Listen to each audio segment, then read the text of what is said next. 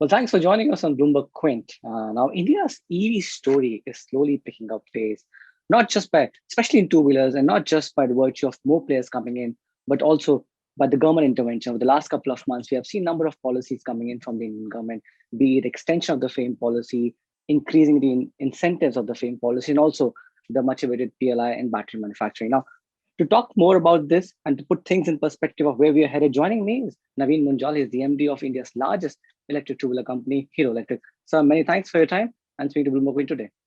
Thank you, Nishant. Thank you for having me. It's an absolute pleasure being here today. Thank you. Where are we headed? We have in the past as well set ambitious targets, but in the last couple of months, we have seen a lot of interventions from the government as well, and there is demand definitely. Where is the EV industry is heading from here on? See, Nishant, we've been actually in this space for a long time, and we've seen a lot of ups and downs, and while we've seen pushes from the back propelling us forward, we've also had a lot of headwinds our way in terms of the sector. But what we are finding now is this time around, there are pushes which are happening both from the center and from the states. Various states are coming out with their own policies. And not just from that perspective, not just the policies which are relating to EVs, but even the infrastructure creation. So we are seeing charging infrastructure coming up. We are seeing PLIs which are coming in for the battery manufacturing and new plant expansions and the new facilities coming in, etc. So there is a tremendous amount of push. The second thing what's happening is that we are seeing battery prices which have been declining over the last number of years. So lithium-ion batteries have improved dramatically in the last couple of years. The prices have dropped down. Plus, the petrol prices and oil prices have gone up. So that gap of TCO between an electric and an IC has increased hugely in the last year and a half or so. So we are seeing tremendous amount of changes which are resulting in this industry, which is going to be now a very, very important industry to reckon with.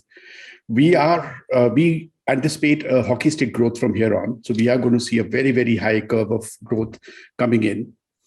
Some of the factors, just to give you why I believe that, is in the last year, while we had all the pandemic and we had the lockdowns and we had supply chain issues and manufacturing issues and logistical issues, everything was going on, we still had a growth over the previous year of about 15% as a company.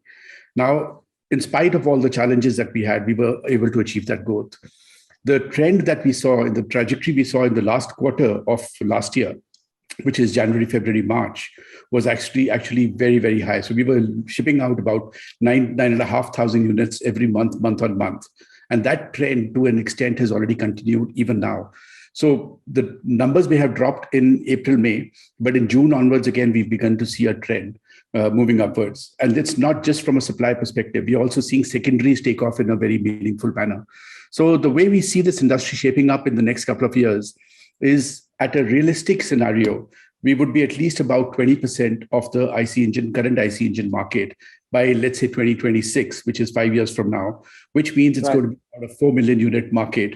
Certain factors are going to fall into place, but that's the kind of a scenario that we are projecting.